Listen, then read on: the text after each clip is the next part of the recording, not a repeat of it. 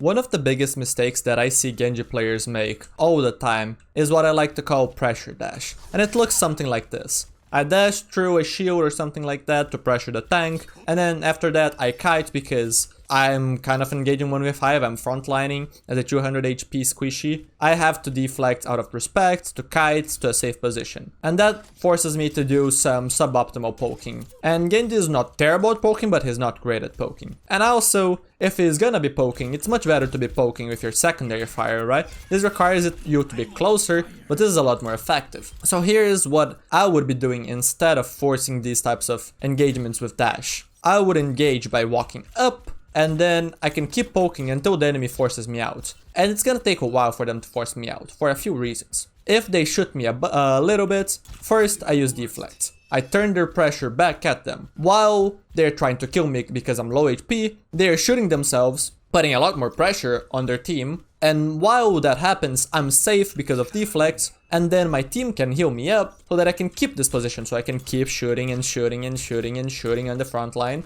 right? Putting a lot of pressure. It's the difference between low uptime with low quality and they have a bunch of downtime, or even just like very low quality uptime with just like long range poking, to a lot of pretty decent quality uptime here, and then I can keep doing this for a long time, and then once they finally hit me again after the deflect and get me low and get me scared, I now dash out. And there you go, that was my cycle. It's a lot longer, it's a lot more quality, a lot more pressure done, even though it might not feel the greatest. Now, there are obviously other approaches. I don't have to necessarily just go for the pressure immediately. I can, for example, start the fight, poke a bit, and then when their front line starts to lose some resources, maybe they lose some cooldowns and stuff, I can now look for a better angle, and now I can do something like this. And now once the shield is cracking, now I'm doing a lot of pressure, and now suddenly I'm like increasing the pressure like very quickly. So this tank thought that they were okay at first because they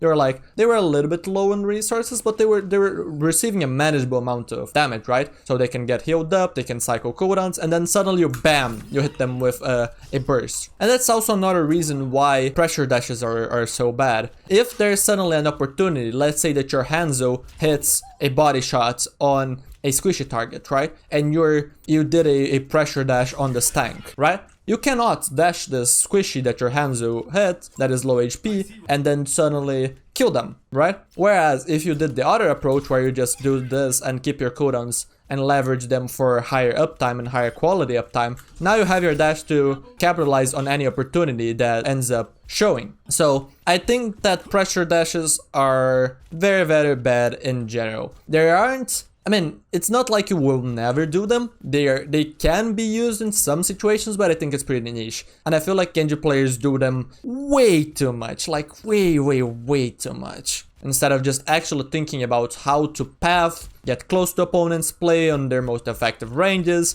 staying flexible to be able to capitalize on opportunities, finding those opportunities or creating those opportunities themselves with, let's say I go here on the high ground and I set up so when my team pushes I can drop on the squishies in the same time, right? Instead of engaging 1v5. And that's one of the main problems with pressure dashes, just the timing of them. Because unless your team is just regrouping and then you're doing a quick engagement and you are completely safe and you can kite and nobody's gonna catch you while you just walk back, then you should just be saving those cooldowns if possible and trying to sync up with your team so that you have actual 5v5 gameplay. Because if you just do this early when your team is ready to engage, but maybe like 1-2 seconds behind you, then now you're going out when your team is going in, and that's really bad. You want to sync up all of those cooldowns so that all of the pressure goes on the enemy team at once and overwhelms them. Because if you just slowly trade cooldowns and go one player at a time at the enemy team, that's bad, that's bronze, right?